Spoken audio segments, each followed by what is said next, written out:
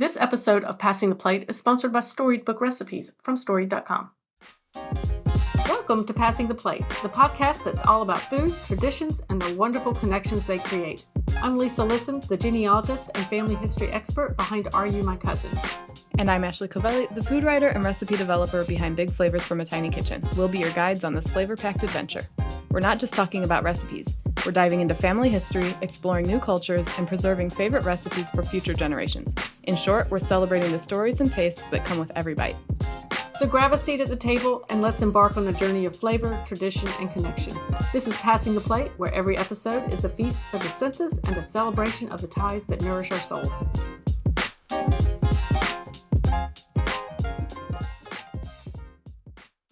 Both mint and basil are incredibly versatile ingredients, but we thought it would be fun to learn a little bit more about the history of these commonly used herbs. Lisa, as our resident researcher, what were you able to dig up about mint? Well, I love mint, and one of my first memories of using mint or thinking about mint is my mother always told me, if you're going to plant it in a pot, because it'll take over your entire bed. Plant bed. So anyway, I don't know why that memory just pops up every time I think mint. That memory kind of pops in my head. But as far as the origins of mint, it is quite ancient. It's been around for thousands of years. It does trace its origins back to North Africa and ancient Egypt.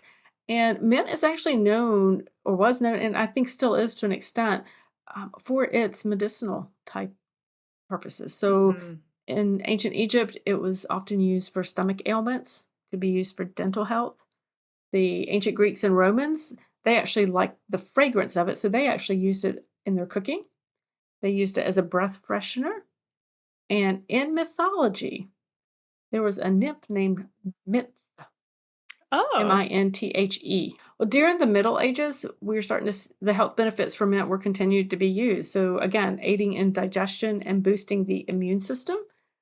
It had mint has a really rich aroma, and so it was very versatile and popular across many cultures for thousands, or across many cultures for centuries, and a lot of it being kind of focused on that aiding of digestion or stomach ailments is kind of what it's been known for throughout history, and of course for sweetening the breath, because mint leaf extract is added frequently to things like toothpaste and mouthwash and chewing gum. We all use that today.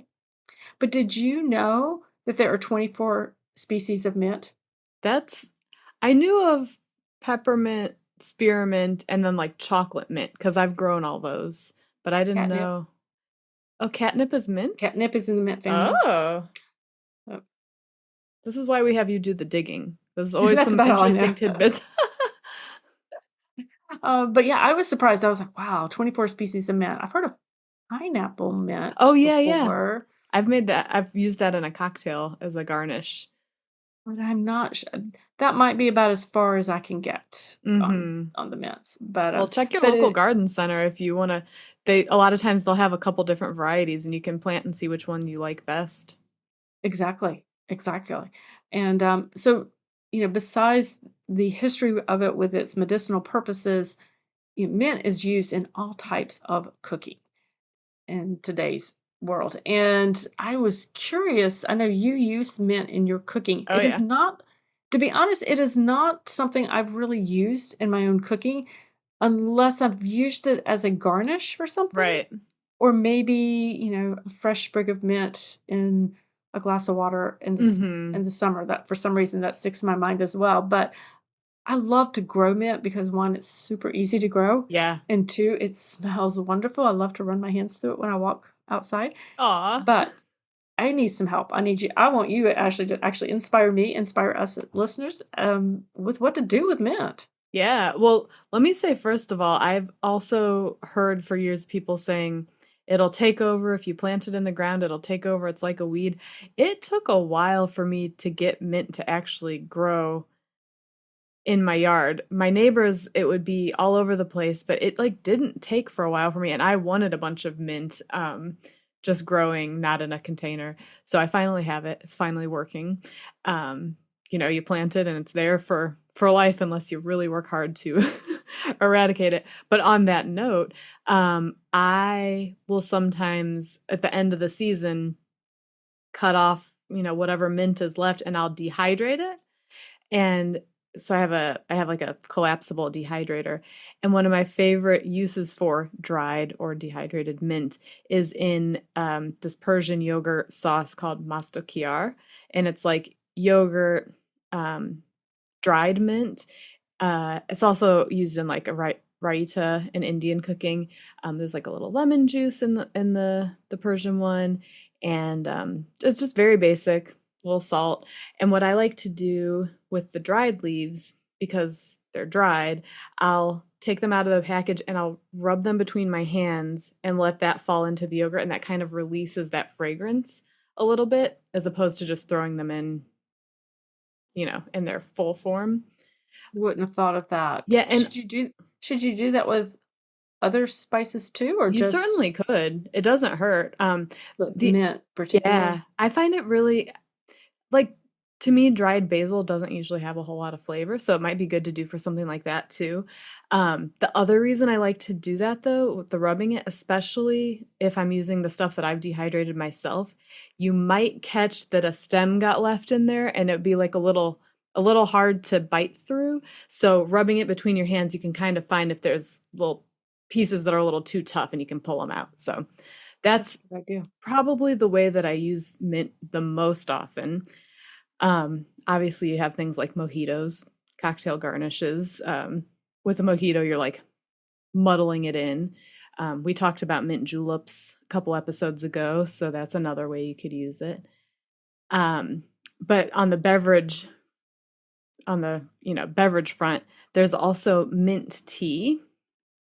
And my neighbors are Egyptian and they will make tea with just mint leaves. They don't put actual tea in it, but they'll like steep fresh mint leaves. And I'll link to a website that I found, Gourmand in the Kitchen. They have a fresh mint tea recipe, and this post is saying that the wonderful thing about mint tea is it's much more flavorful to make yourself than to buy, and you can mix several different types of mint together. So your fresh mint like spearmint, peppermint, chocolate mint to make your own blend, or just stick with one, whichever you prefer. Um, a lot of times they do sip on it after a meal, again, like you were saying, to help with digestion. This site is saying, you know, fresh mint, it makes the tea taste more bright and clean because the flavor of dried mint can be a little bitter and dull when you brew it for too long. They talk about making it hot or cold, and then they give you a whole rundown on how to do that. Um, you can do it sweetened or unsweetened, and some sites also, or some that I've come across, some recipes call for tea leaves and mint. This one is just mint. So choose your own adventure there. Okay, so now I really want to go to my garden center and get some mint to plant. Wait, so you didn't have any pop up from last year in your containers? I did. Well, actually, I didn't plant any last year. I have some catnip popping up, Oh, okay. but Yeah, I didn't mine. actually plant any last year. Okay. I was gonna say mine now that I actually got it to start coming up every year, it just does it for me. That and my chives. uh so coming out from like beverages, there are things like, I mean, coming away from beverages, there are things like, I have a bulgur salad on my website that has blueberries and feta, and then it's got a mint dressing. It sounds like an odd combination, but it really is nice and refreshing together. I like packing that one in a lunchbox and eating it outside in some nice weather. It's also great I have a Middle Eastern fattoush salad, so that's the one with like pita chips, and you've got your like fresh veggies, cucumbers, tomatoes, radishes, and it's got fresh herbs in there too. It just really brightens it up. Um, there's another way that I really like it. There's a roasted pork tenderloin recipe that I have that you serve it with peanut noodles and some honeyed oranges, and then you tear fresh mint leaves over the top. It's a very unique combination. I think I also put green onions on that. the freshness of that with the pork and the peanut and the citrus is like it's such an interesting combination, and like even my son loves it. It's not just like a grown up type of thing. That sounds really fascinating. I would not have thought that mint Mhm. would be Yeah. part of that flavor palette, but that sounds really fascinating, actually. I think I have Yeah. to try that. And there's something about the like the warm pork and noodles with the cool oranges and mint that's like a nice contrast in that one. Um uh, Vietnamese fresh spring rolls. That's another one that involves peanut sauce, but I do put mint leaves, usually mint, basil, cilantro, whatever, inside of those and roll them up. It just is a nice little, again, it's just a great way to add some fresh flavor. I guess I probably lean into fresh mint more often in the warmer months. But you were saying before that you see it kind of like as a garnish. I love it as a garnish on Vietnamese pho, the big soup. It's like a really comforting bowl of soup with noodles in it, and a lot of times there's different types of meat. And they'll at a Vietnamese restaurant they'll give you a plate of fresh herbs, um, either regular basil or Thai basil, mint, cilantro, and then like limes and stuff. And it just you kind of put it in on top, and it just I don't know, it takes it to a different level, I feel like. I'm gonna have to try some of that. I've not done that before, but you've Mm, really piqued my interest as to trying that combination more. yeah. And I actually, one of my friends, we were at a restaurant not too long ago, and they served a salad that had fresh mint leaves just mixed in with the salad greens. And she was like, this changes it so much from just like your regular, like arugula or baby spinach or whatever it was, to have that bit of freshness. And I think that could work with a lot of different herbs just to kind of enhance it and make it a little different. I think I'll be experimenting this summer. Yeah. Let that mint take over, you know? This episode of Passing the Plate is sponsored by Storied Book Recipes from Storied. Hey Lisa, you know how recipes are about more than just food? Absolutely. They're memories, traditions, and stories passed down through generations. Exactly. And that's why we're excited to share Storied Book recipes from Storied with Passing the Plate listeners. Storied Book Recipes isn't just a cookbook, it's a beautiful way to gather, preserve, and share your family's culinary traditions. It allows you to capture recipes along with the stories and the family photos behind them all in one place.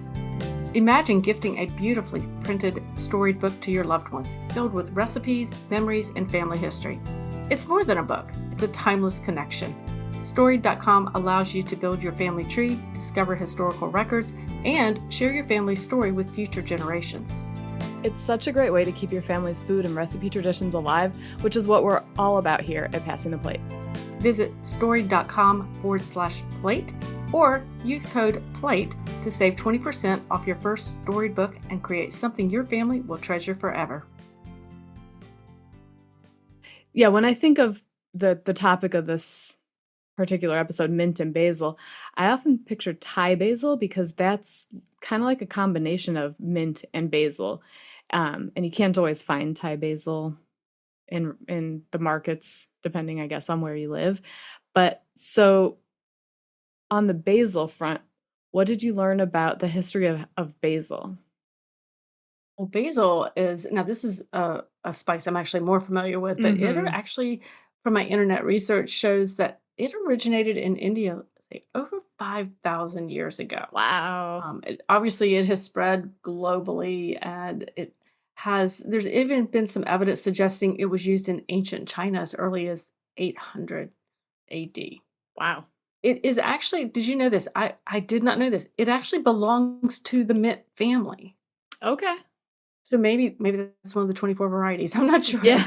But and as you know, as I think we are familiar, many people are familiar with basil, using basil in cooking around the world, but it's very popular obviously in Italian and Asian Mm-hmm. cooking with a lot of varieties, kind of as you mentioned, the Thai basil, but there's sweet basil, lemon basil, holy basil. So there are a lot of varieties I've personally never heard about. I think we're mostly used just to the one or two that we typically find in our market. Mm-hmm. But no, it has some interesting uses outside of the culinary realm. So basil in ancient Egypt was actually used for embalming and preserving. Oh, I don't necessarily think I want to think too much on that, but that's right. what it was used for. For the It was all aroma, I wonder? I'm thinking perhaps. I Hmm. don't know if there's any type of well, actually, so it does kind of go along with basil does have a role in some of the traditional medicine and holistic remedies that we might see today. Okay. So some of what I was seeing is indicating that it has antioxidant, antiviral, antimicrobial properties. Okay.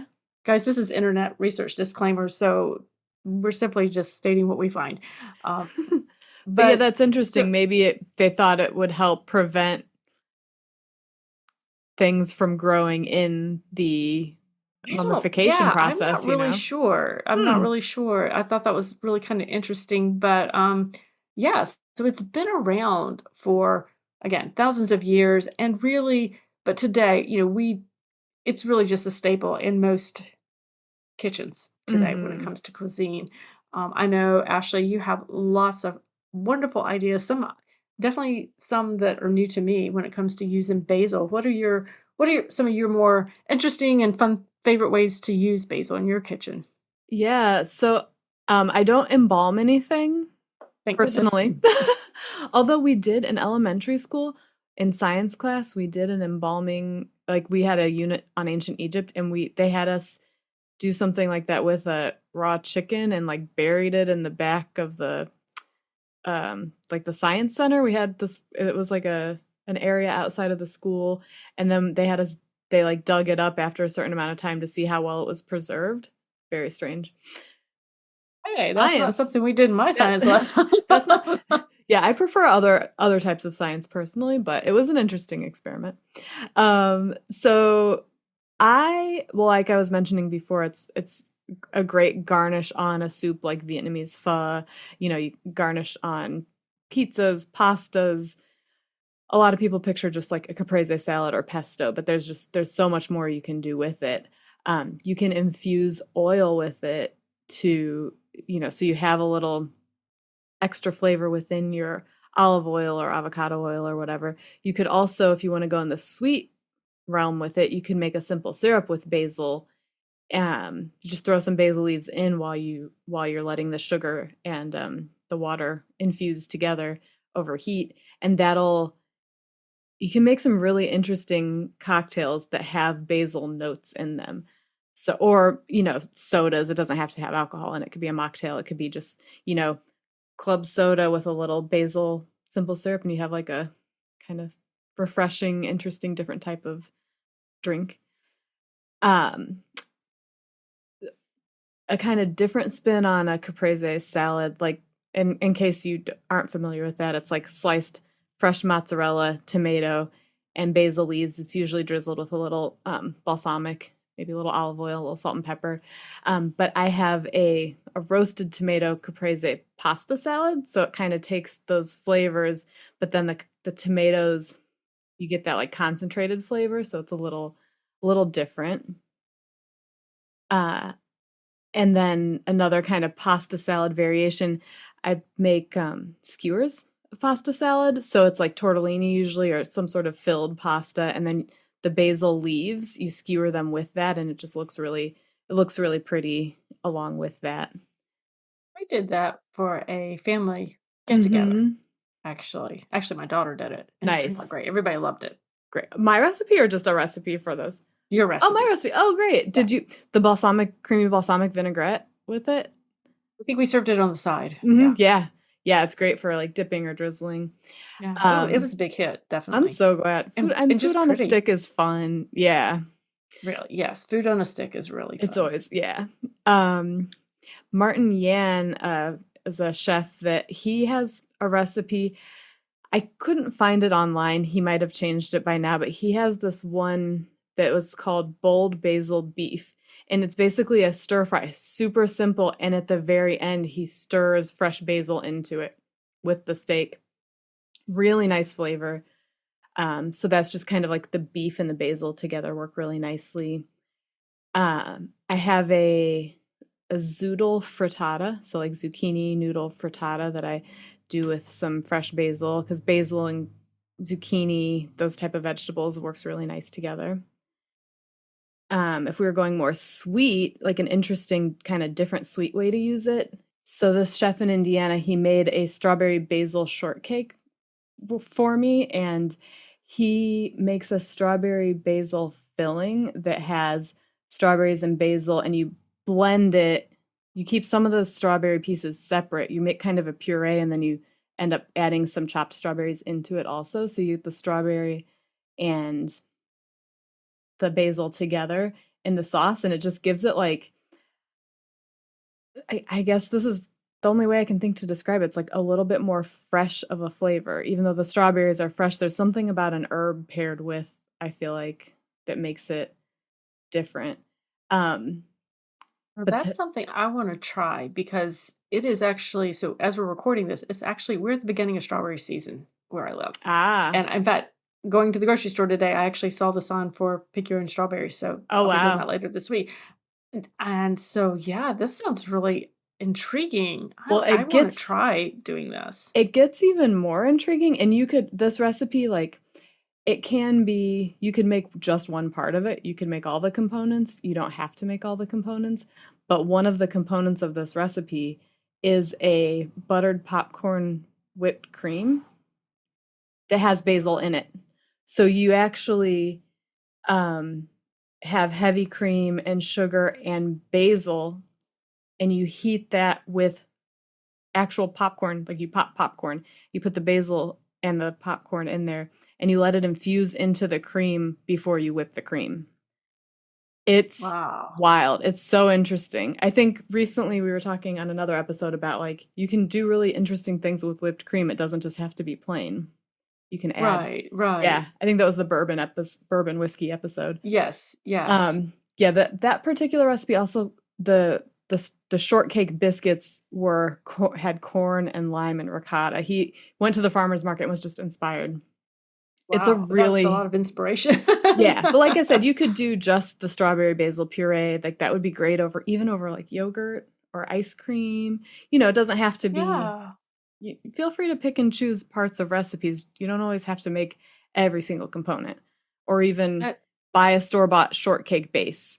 Just yeah, make the one part of it to, do what that's works a for good you. reminder. It makes Yeah. me wonder because so many of my family as I've researched it were farmers. I don't know that he did a ton of strawberries, but I'm like, I basil was easy to grow, but I can't say they would have we really grew up with using this spice a lot outside of, say, Italian food that my mother made.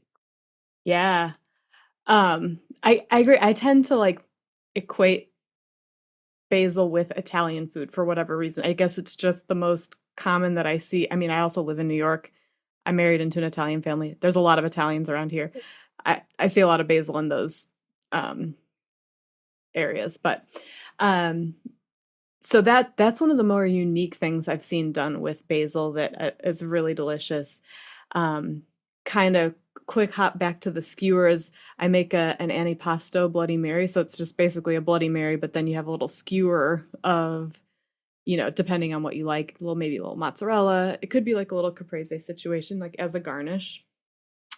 And then a really interesting way, Chef Massimo Bottura, in his master class, he's got a bunch of cooking videos on the masterclass app. He made a fusilli with basil mint pesto, so it uses both basil and mint, and toasted breadcrumbs. So it was so interesting to me because I don't usually love pesto, but this was delicious. And you don't even actually put any garlic in the pesto. You cut a clove of garlic and you rub it on the inside of the blender. You don't actually put the garlic in it. It just gives it enough. Um, it gives it enough garlic flavor without being overpowering.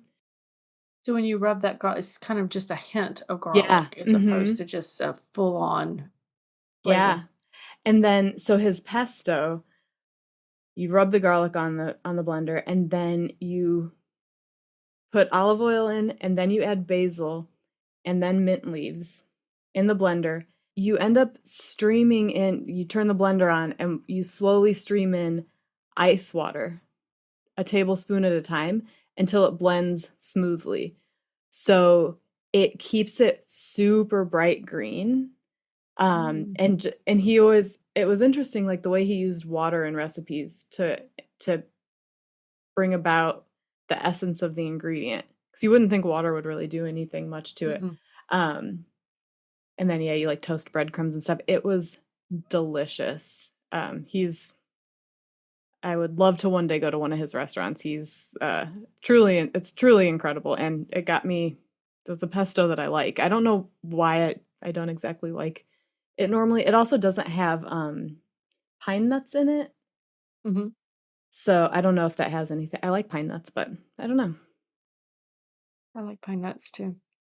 Yeah. But we actually used a variety of nuts making pesto because pine Oh, nuts are kind of expensive expensive. in the Yeah. store, and we have lots of pecans in this area. Oh, interesting. You made pesto with pecans? Mm-hmm. And pesto with walnuts and I've seen, yeah, walnut pesto. yeah. Interesting. Well, quick tip if you are buying expensive like nuts, especially pine nuts, whatever. Trader Joe's usually has them for a better price than the regular grocery store, and B, keep them in the freezer. Mm, It'll help keep the oils on them from spoiling as quickly.